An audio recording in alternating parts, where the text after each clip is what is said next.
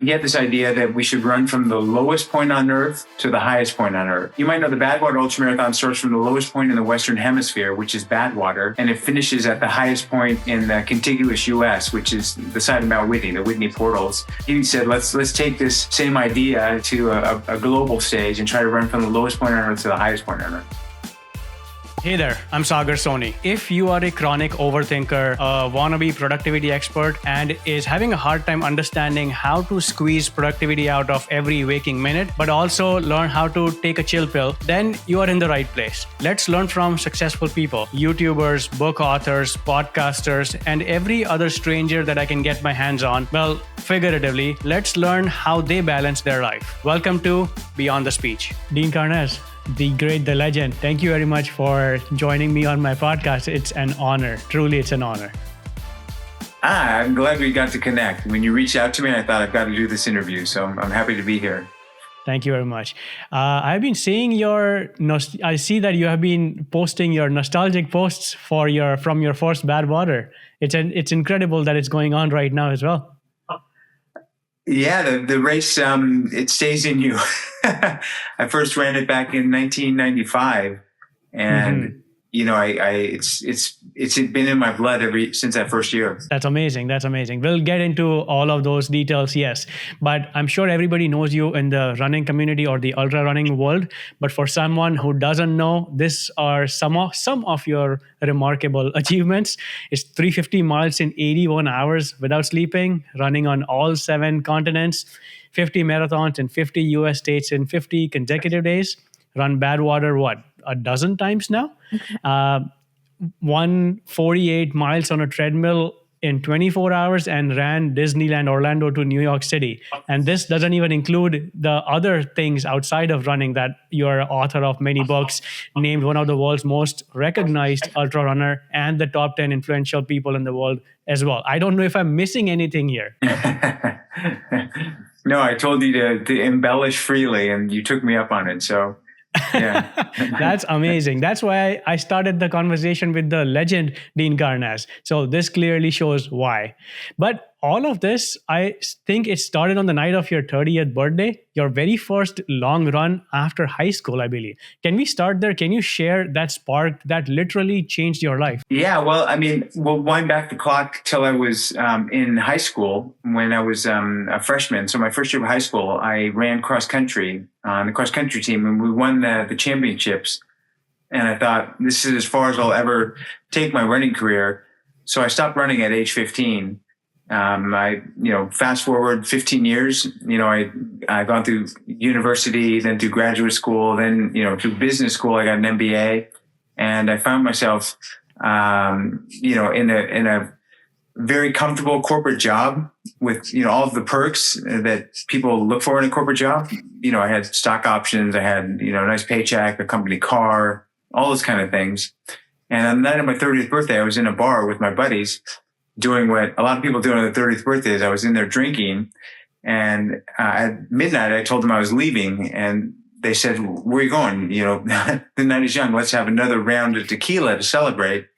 And I said, "No, I'm going to run 30 miles to celebrate instead." And I'll never forget. They looked at me and they said, "But you're not even a runner. You're drunk." And I said, "I am, but I'm still going to do it." So I walked out of this bar on my 30th birthday, and I didn't even own running gear, but I had on these silk underwear, like silk boxer short underwear. And I peeled off my pants and I threw them down the alleyway. And I started stumbling into the night, heading south, knowing that a town called Half Moon Bay was 30 miles away. And I said, just run to Half Moon Bay. Somehow I made it. I wouldn't call what I did really running. It was more like hobbling and, shuffling and jogging. But I made it to Half Moon Bay, and I decided that night that I was going to quit my corporate job and become a runner. Wow. Okay. That is not a normal thing to do. And I mean, with utmost respect, that is not a normal thing to do, because I have run half marathons before, and running 13 miles versus 30 miles as your very first run, that must have completely taken out everything from you. Well, I wasn't a runner at the time, and I like I said, it's not like I was sprinting for the 30 miles, which is around 50 kilometers. Mm-hmm. And it took everything out of me. I'll be honest, for the first third of it, I was still kind of drunk, and so it was kind of painless. But when the alcohol started wearing off and the pain set in, I thought, this is either going to kill you or it's going to make you stronger. And and thankfully I lived, and I came out of it stronger. I see. See, before I started getting to research the work that you have done, I already knew about you in a different context, because you are famously known as the guy who ordered pizza in the middle of a run. I know, I don't think a normal person does that. And I mean that as a person who is completely out of it. And I mean that with full respect, that's what separates the greats from the rest of us. That's why I think this story is also worth sharing. Can you share that conversation with the pizza delivery guy? Because he was also the manager, because when you ordered, he didn't believe you that you are just running and you are just going to coordinate a time where he can meet you somewhere else. Can you share that story? And, I'll tell you that I was using a flip phone. So it was a long time ago. Like, it was when cell phones first came out. And I was running a 200-mile 12-person relay race just by myself. I didn't have 11 friends, so I said to the race director, "Can I just run the whole thing by myself?" And he allowed me to run as a team of one. So I was out in the middle of this backcountry road in the San Francisco Bay Area, and I would completely run out of food. I didn't have a crew with me. I had nothing but a cell phone, this flip phone, and a credit card. So I thought, order pizza. It's logical. And I told the guy, it was the manager, you're right. I said, don't slice it, and make it with a really thin crust. And then when he delivered it to me, I rolled it up into this big burrito, like a pizzerito. And I ate it as I ran. I just rolled up in a big log. But again, I have to, anyone listening to this is probably thinking, how do you eat a pizza while you're running? One, I was just, shuffling along. I'm not running fast. And two, it was over a 200-mile run. So even you run half marathons, you probably thought, there's no way I could have eaten a pizza during a half marathon. But if you stretch that out into 48 hours of running, you probably would be very hungry. Of course. Yeah. The comparison between any other race versus 200 miles, there is no comparison at all. So yes, the way you train, the way you run, that's entirely different from any 5, 10, 20K, 50Ks. So I understand that. What was that race where you had to finish a certain time to qualify for your first Western States 100 mile? What was the name of that race? I forget that. No, it was called the Gibson Ranch 50 miler, and the race is no longer. So it was in a place called Sacramento in California, and it was a race that they no longer hold this race. But it was back in 1992 when I did this. I see. The reason I bring that race up is because that's the one where you had your Godzilla style throwing up incident in your soundproof car. I remember that story from your book because it was very vividly described. That was the very first experience of what nonstop running looks like for you, right? So what was the recovery like? That's where you must have learned that, okay, this is not going to be a regular run. I need to be smarter about the way I take this journey along, right? So what was that recovery like? Well, I mean, I remember, you read my book, so I told the story. I got violently ill in this brand new company car that I was given, a Lexus, like a Lexus sedan, a luxury car. Yeah. And I got in this car and I just got sick all over the dashboard, and it was horrible. And then I remember driving home, and I was so afraid my legs were going to cramp up. I was using the cruise control to regulate my speed. And then for about the next 2 weeks, I could barely walk. I remember trying to walk downstairs, and people must have thought it was something was wrong with me, because here's this very healthy, fit guy in his early 30s that can barely walk down a flight of stairs. But I remember it was really, really, really difficult to recover from that race. But once I did, all I could think about was going further. I see. In that I feel like from what I tried finding, you are bringing up why. Why do people do these things? That's a very valid question. Why do people choose certain things? Why do they get into running? In your case, yes, in the book is also you also talk about a very specific. There is a section in the book about what your why is, but I still couldn't honestly put my finger on it. That why do you like running? It's not like you just loved running, but because you stopped at age 15 and then all of a sudden you picked up at 30 and that changed the entire trajectory of your life, which is why I want to know what your true why is, and has that changed in the last 3 decades? Hey, quick pause. If you're enjoying this episode and getting value out of these conversations, I have a small favor to ask from you. If you're listening to this on Apple Podcasts or Spotify or anywhere else, I would greatly appreciate if you leave a 5-star review. It's going to help more people discover this show. And if you're watching this on YouTube, subscribe to my channel and drop a comment with your thoughts. I would love to hear your take as well. So let's keep these conversations going. All right, back to the episode.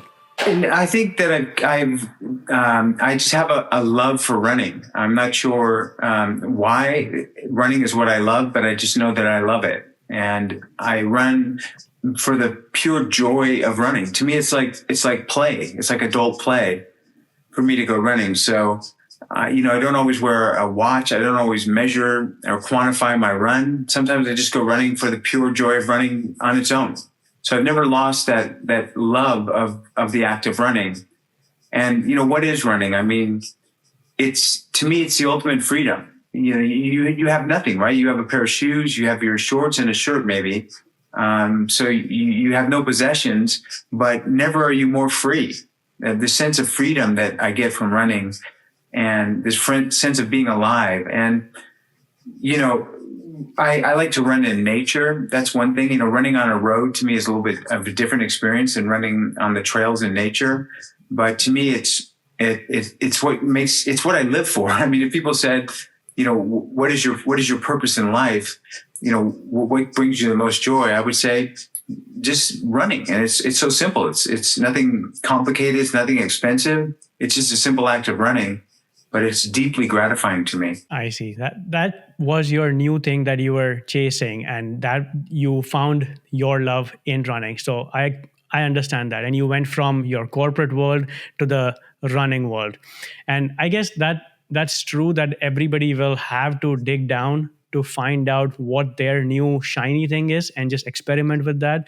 And then something else might come out of it. Because this is not something that you have to be fully committed. That's what I'm trying to say. Because in the book, you talk about how you managed your corporate life as well as running at the same time, and the amount of commitment it requires. For example, the story about you trying to run a marathon in Antarctica, which was supposed to be a couple of weeks. Sorry, it was supposed to be 1 week, but it ended up being so much longer, and you burned through all your vacation and some more time off. So how would you even... It's amazing that you have to find what you truly love, because otherwise there is no way you will be able to put that type of commitment in your new shiny thing. Yeah, I don't think if I didn't love what I'm doing so deeply that I would keep doing it. I mean, I've certainly had a lot of peers of mine that are no longer runners, and some of them it's because they were racers. I mean, all racers are runners, but not all runners are racers. Sometimes I like to race. I still get a thrill out of racing. I still, pride myself on, my half marathon time and trying to set a new PR. But other times I just like going and running for 6 or 7 hours by myself on a trail in the mountains. So I've never defined myself as one type of runner. I see. What is your PR of half marathon right now anyways? Oh, right now or your PR? Sorry, your PR, not right now. Your PR. My PR was 121, but it was on a somewhat tough. I've never really trained for a fast half marathon, but it was on a kind of a tough course. But it was 121. But nowadays, if I think my last half marathon was around 1 hour and 50 minutes. So nothing legendary. Yeah. Sure. If you say so. Do you think you're one of the pioneers for bringing running into the limelight? And I say that because I feel like one of the reasons why ultra running is so popular right now is because of the work that you have put in the first 2 decades of your running career. And I say this because just look at the number of finishers, let's say Badwater or any other ultra runners on ultra running races. Just see how many finishers there were back in 93 or 95 versus they are right now. What are your thoughts on running being so popular right now? Because if you ask me, in my eyes, I feel like I know you're still running, but you are passing on the torch onto people like Nick Bear or Courtney DeWalter or Sally McRae, and passing on this level of commitment that this work requires. And you are the reason that this sport is so popular now, and it's more popular than it was 2-3 decades ago. Well, what you just said brings me a lot of joy. And yeah, I think, through my books mostly and through some of the things I've done, I've kind of exposed more of the world to ultramarathoning. And the sport has grown, like you've said. And more people are able to make a living doing what they love. I mean, you named a couple names there. There's a platform now where they can get legitimate sponsorships. They can have a real job in ultra running. And that makes me very proud. I think that the more people that are running and the more people that are outdoors, is better for the world. It's better for everyone. I mean, outdoor athletes appreciate the air they breathe. Very much. They're very much environmentally conscious. So, that me exposing the world. Some people early on in my career, people said, "Oh, you exposed the holy grail of running to the whole world. You told people about ultramarathoning." Maybe it is a holy grail, but I think the more people that can experience this, the better. I don't see any downside to it. Absolutely, yeah. Because when you started running, you had your full-time job on the side, and you were running in the middle of your work. You would find time between your work hours or after your work hours. And the main thing I want to know is that where does this type of commitment come from? Is it just because you love the sport? Because this running in the middle of your work hours, that's one aspect of your 24 hours. You surely spend so many more hours, other parts of your day, left, right, and center. So did you have any kind of work-life balance when you started doing this, or you were aware of the commitment that this sport requires? I think the idea of balance is kind of misfounded. I didn't really have a healthy balance. I think I had a healthy imbalance, especially when my kids were younger. Life was frenetic. It was disjointed. It was moving at a breakneck speed, but it was beautiful as well. So, nowadays I think it's a little bit easier to have a side hustle, like a gig. The gig economy has grown so much. So you can have a career and you might have a podcast on the side, or, you might be doing some consulting or whatever.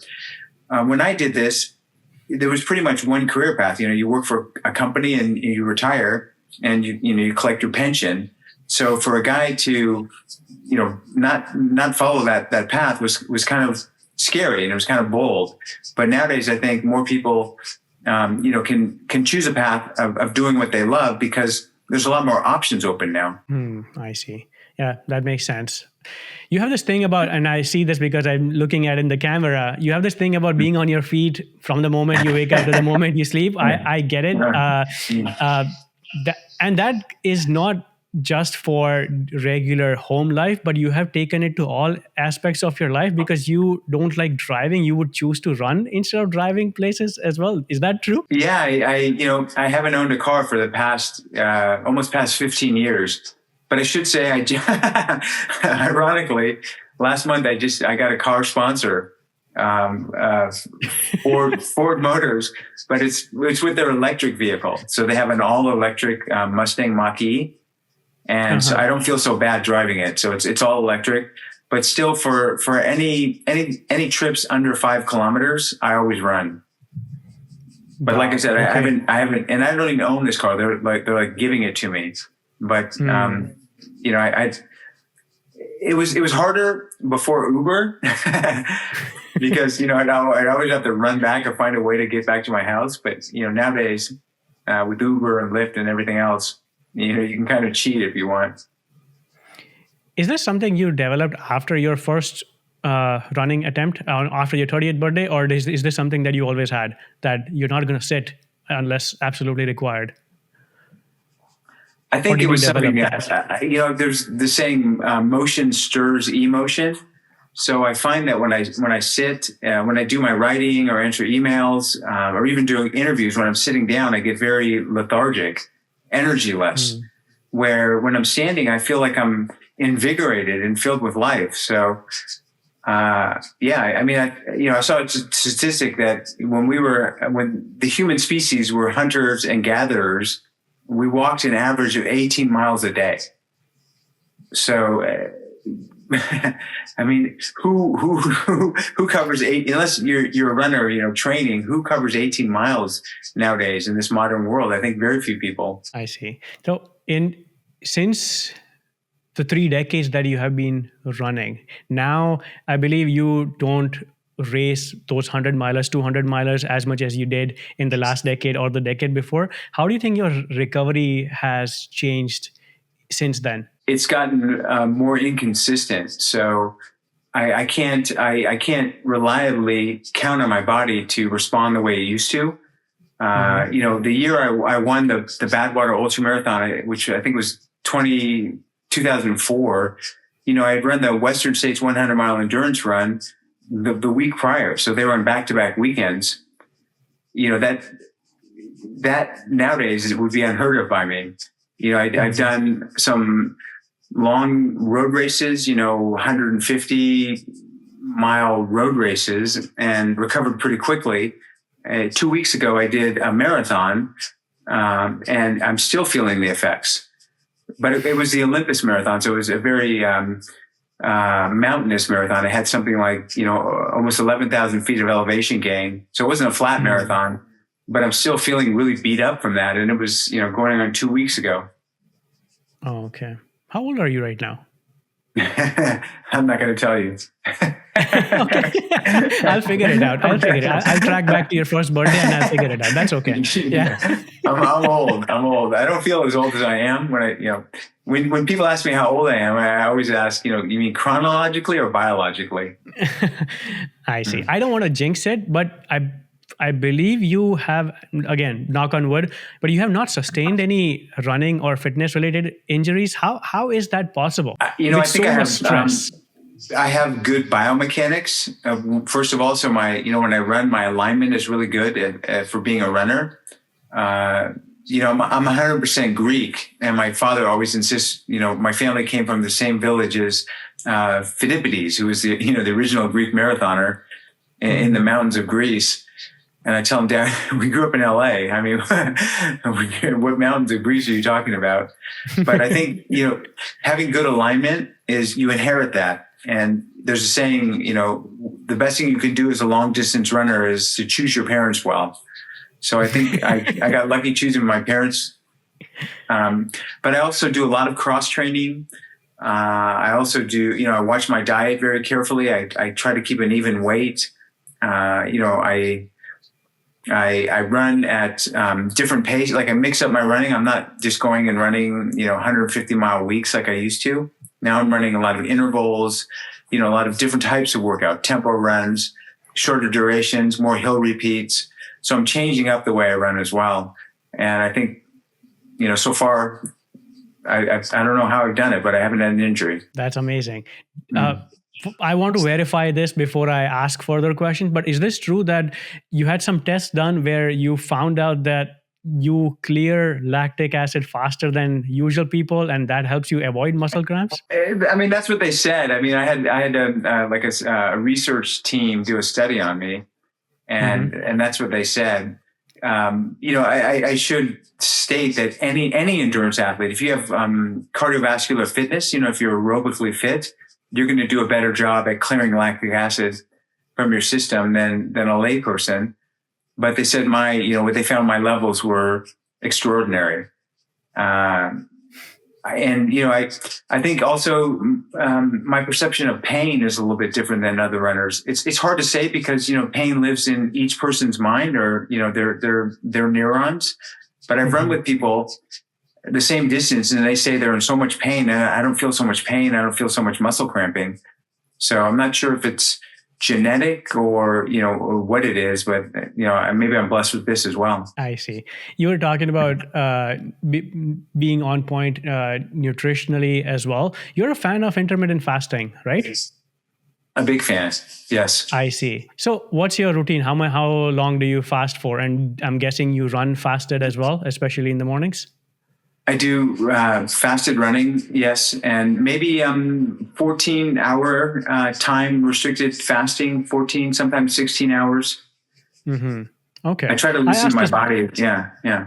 That's fair. Okay. So it could be a day-by-day thing as well. The reason I ask is because you need fuel. You need your carbs when you go for long runs. Do you know who Nick Bear is? So I can see if you see his work, he constantly talks about he'll have his electrolytes and he'll have his protein bars and carb bars that he uses. And the reason he does that is because he talks about the running into the wall collapse if you don't fuel yourself enough during a run. So don't you feel that when you run fasted? No, I don't so much. And I think it depends at your output. I think it depends on your pace. If I'm running fast, I'll start to feel it. But if I'm running a slower pace, you're mostly metabolizing fat for fuel. So I don't feel so deprived. I see. Okay. Because I always go back and forth. I tell people to listen to everyone and follow no one. So, you need to experiment to find what works best for you. And certainly when I was younger, I was eating a lot of gels or goo. But as I've gotten older, my metabolism changed. The way I perform when I'm eating high amounts of carbs versus high amounts of protein or fat is altered over the years. When you go for runs, do you listen to music, books, podcasts, anything else, or do you just run with your thoughts? No, I listen to your podcast. It's my favorite every episode. Awesome. Yeah. Okay, that's good to know. I listen to a variety of. I have I think 500 audiobooks on my playlist. Wow. So I'm a big audiobook proponent. Sometimes I listen to podcasts, but I like the long format book reading because I just can't read. I can't sit down and read like I used to because I'm always moving around. So I'm a big fan of audiobooks.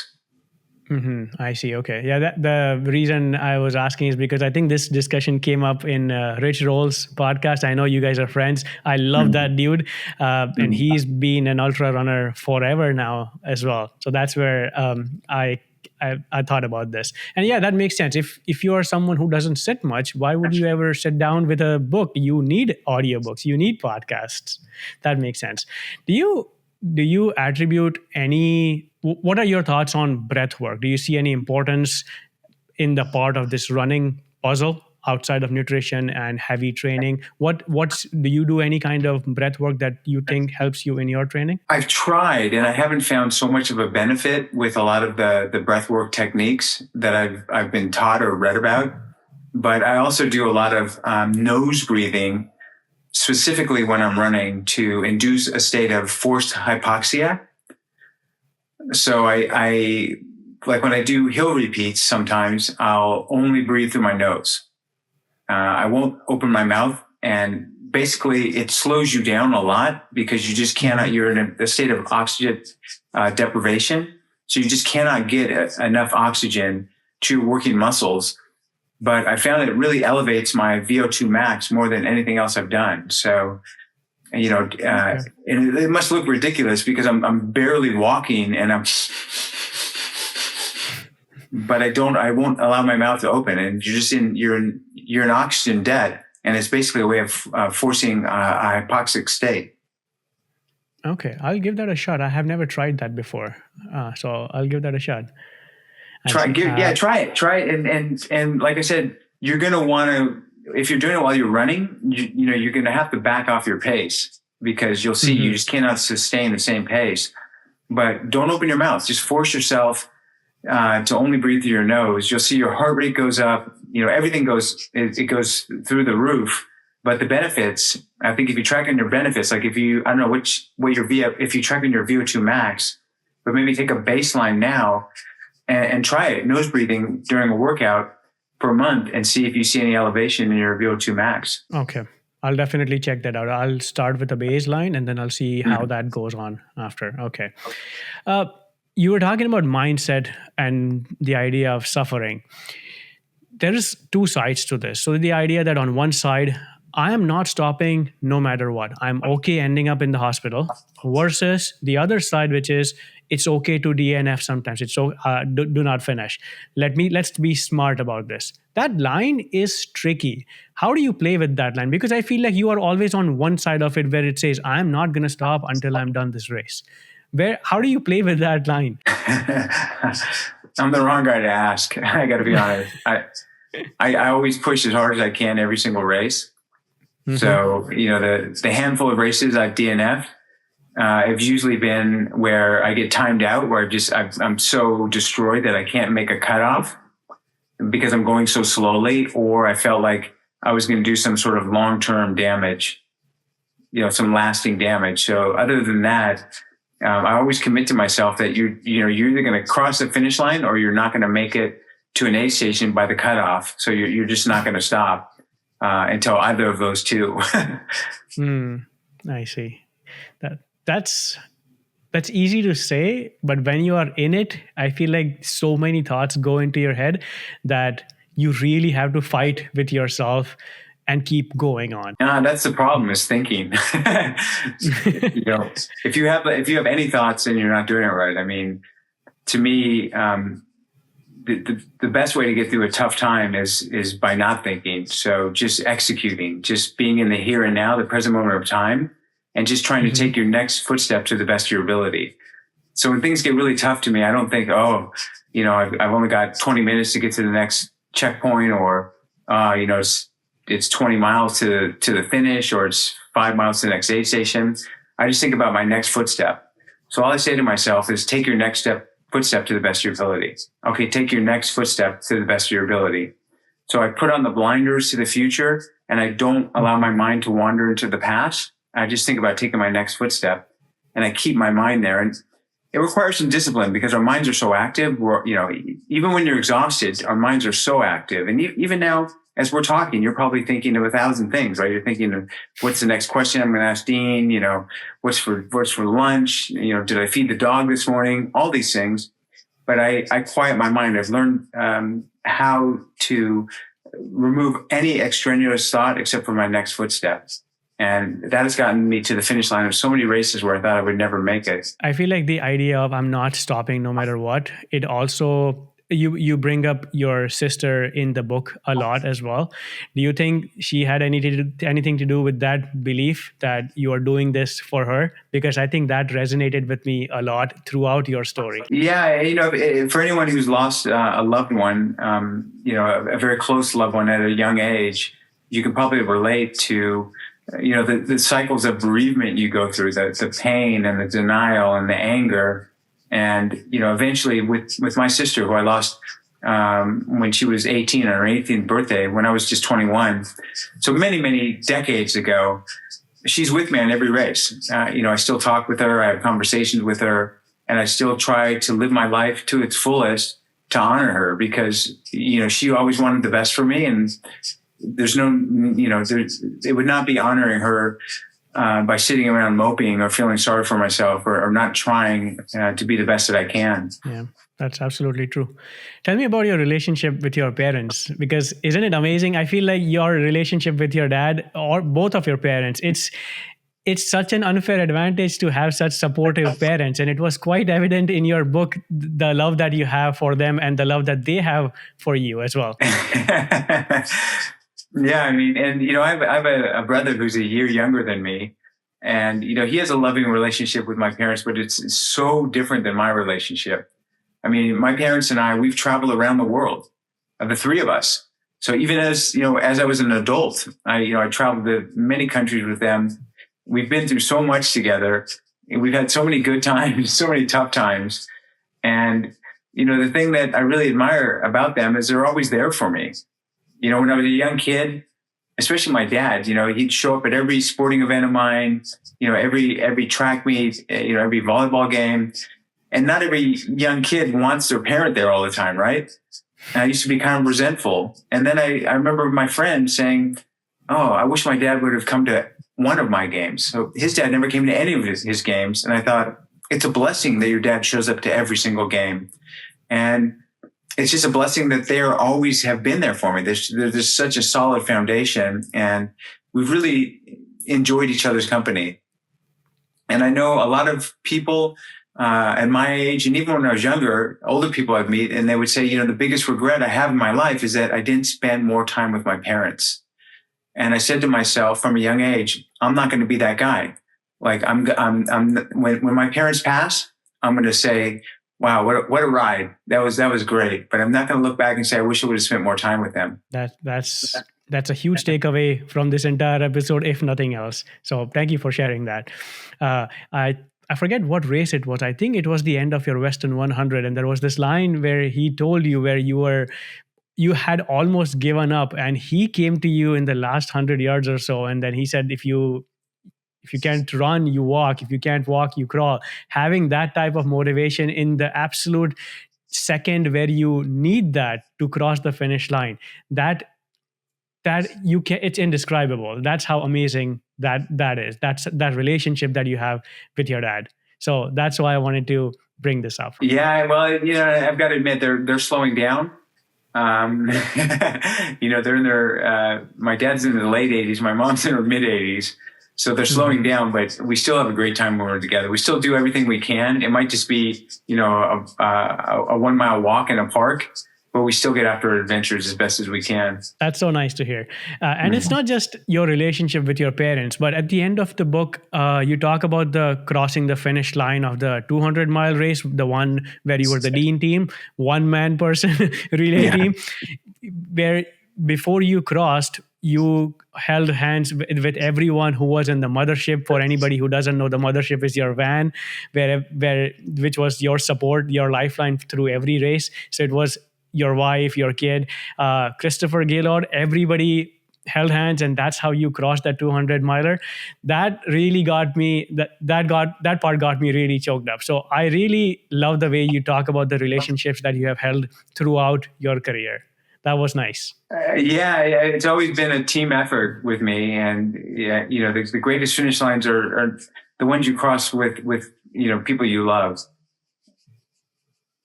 Yeah. When you run these incredibly long distances, I want to know what goes on in the middle of it in your mind. And I'm first 1, 2, for people like you, of course, the ultra runners, the first 1, 2, 3 hours are fine. But what does the self-talk look like after that? Because I've heard once Courtney Dauwalter talk about it in 100-mile race. And she said that the race doesn't even begin until mile 60. That's when the real race begins, because that's when you start questioning yourself. So what is the self-talk that goes on in your head when you used to run such long distances? Hey, quick break. If you're enjoying these conversations, you're going to want to check out my Substack newsletter. I plan on sharing bite-sized insights on productivity, slowing down, and really enjoying the work that you do. No fluff, just real talk, different actionable tips that I learn, books that I read, other podcasts that I listen to, or newsletters that I read. Basically, anything that pops in my head that doesn't necessarily make it to the show. So if you're interested, use the link in my show notes and sign up for my newsletter. Let's keep these conversations going. All right? Okay, back to the episode. I talk to myself and I tell myself when I'm in a lot of pain, like, wow, this is horrible. Like, I don't think it's ever been this horrible. I love it. So I say to myself, I don't think I've ever been in so much pain. This really sucks. I can't get enough of it. So I tell myself to turn, to perceive pain and discomfort and agony instead of a negative thing as a positive thing.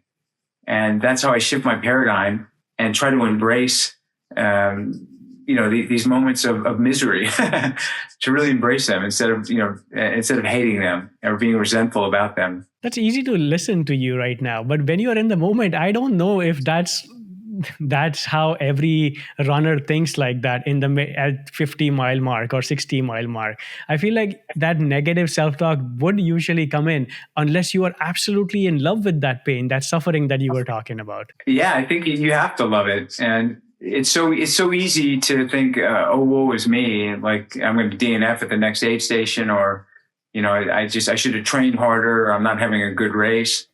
That's the easy thing to say.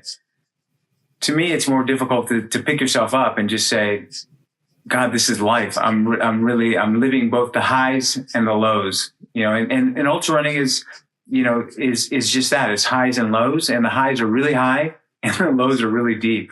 Yeah, that's fair enough. I feel like until you get into that zone yourself, no matter how much you think about it in the moment, that's fine. But once you get into that zone, that's where the real pressure begins at that moment. And you have to go through it to learn the things that you are talking about here.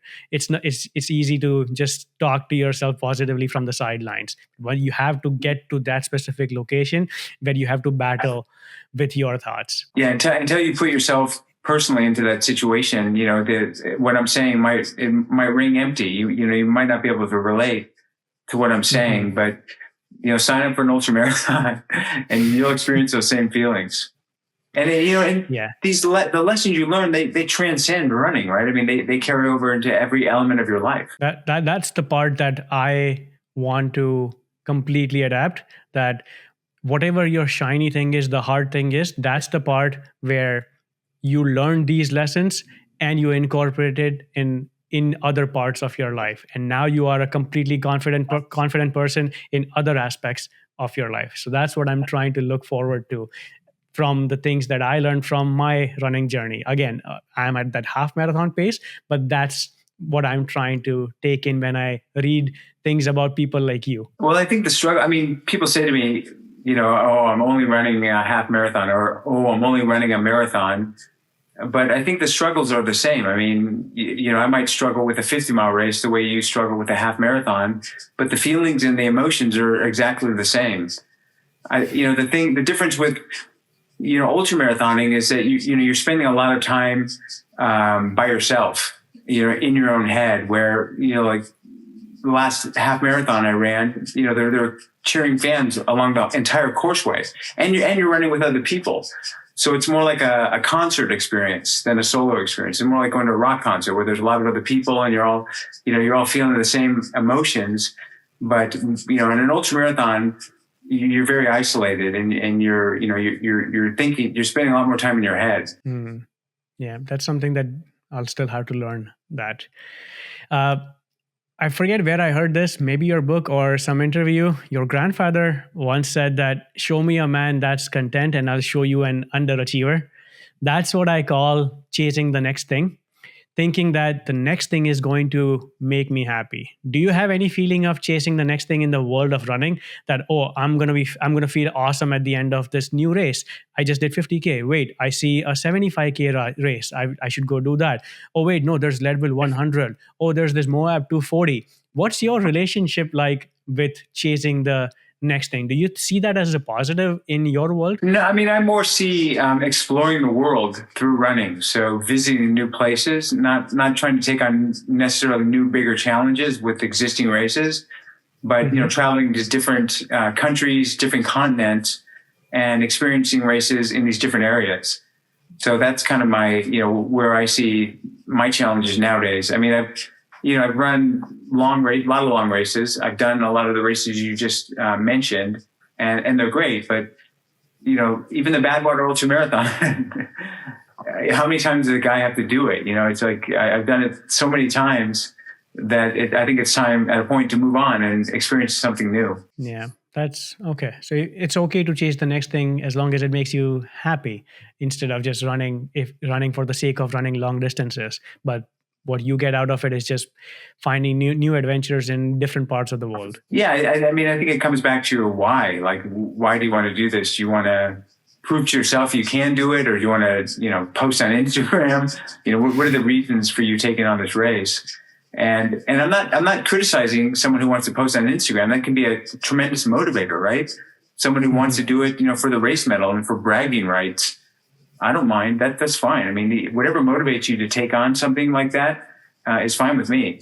But I think it's important to understand, why you're doing this. Like the Tahoe Trail 200. It's a great experience. There's great food along the way. So you might just say, I want to go out there and see this amazing area, and have some great food along the way. And that's fine. Other people might say, I want to crack, I want to win the race, or I want to PR in the race. And that's fine as well. I see. That makes sense. What your current plan right now is to run, was it a marathon in every country on the planet? Is that correct? That was pre-COVID. Oh, okay. Yeah, that got a little tricky. But I'm actually working with a friend of mine, another very accomplished ultramarathoner. His name is Charlie Engel. You might know of Charlie Engel. But he had this idea that we should run from the lowest point on Earth to the highest point on Earth. So you might know the Badwater Ultramarathon starts from the lowest point in the Western Hemisphere, which is Badwater, and it finishes at the highest point in the contiguous U.S., which is the side of Mount Whitney, the Whitney Portals. He said, let's take this same idea to a global stage and try to run from the lowest point on Earth to the highest point on Earth. Mm-hmm. What is the lowest test you now. So what's the highest point on Earth? Everest. Yeah, and I heard you say the lowest point as well. Bravo! It's the Dead Sea in Jordan. That's Dead Sea, right? Yeah. Okay, yeah. That I figured. Yes. Okay. That is incredible. That is a huge distance. That's. Oh, and it's a moving target as well, because the most direct route goes through Iraq and Iran, and the geopolitical situation right now is not too stable. So we'd have to find a longer route, which is going up through the like Uzbekistan, Kyrgyzstan, and Kyrgyzstan. And that just adds a lot of distance and logistical issues. So you're actively working on this right now? We've been actively working on it for the past 3 years. Yeah. Wow. Okay. I would like to see a movie on that. I'm sure there will be a documentary coming out of it whenever this is done. It might be me with my iPhone, but we'll see. Yeah. Yes. Yeah.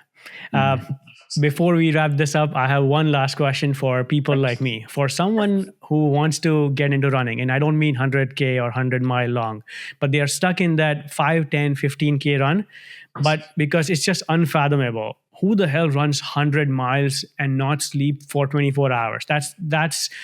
That's a completely different beast. So what psychological and mindset shifts do you recommend or suggest? Any tips, recommendations, wisdom?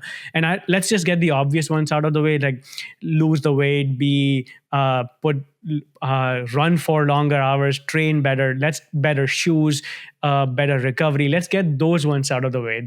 I'm talking about the real battle that goes on in the mind, because as we discussed, the race doesn't start until mile 60.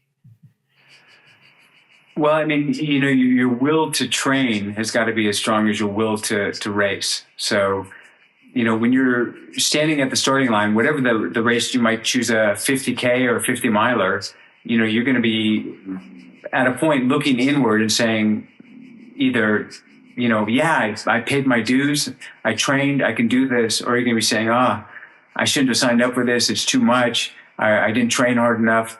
So pay your dues, put in the time to train properly, and that'll give you a lot of confidence when you're standing at the starting line. And the next thing I would say is, choose an ultramarathon that's somewhere beautiful, like, it's the landscape and the scenery is nice to look at, and with a very liberal cutoff time. So you're not constantly feeling pushed, like you got to keep going and going, because you're going to have low points. And there's nothing wrong with walking during an ultramarathon. So if you choose a race where, you might have an 8 or 9 or 10 hour cutoff for 50K, you can walk a lot of it. And then when you want to run, you can run it as well. And once you cross the finish line, you'll feel so empowered that you want to do something else. That makes complete sense. Yes, I completely agree with that. I think it's just about building the confidence that, yes, you have what it takes. And once you do it, that will help you go even further the next time around. So I understand that. Okay, that is an incredible advice. I'll keep that in mind when I select my first marathon, because that's where I'll start. Not a 50 miler. That's where I'll start. Okay. I think a marathon is a great goal. So yeah. I'll start there. We'll see how it goes after that, because following people like you, Nick Bear, and Courtney, this, I feel like before I throw in the towel, I want to get into this world, and that will require tremendous amount of effort before even starting the race line. So that's one of the goals. We'll see how that goes. You're on the record now. All of us have heard you say you want to run a marathon, so now you have some accountability. Yeah, that will happen. Yeah. Awesome. Thank you very much, Dean, for taking the time for this. It's been an absolute honor. Thank you very much. Thanks for having me run by. Be well. Yes. Bye-bye.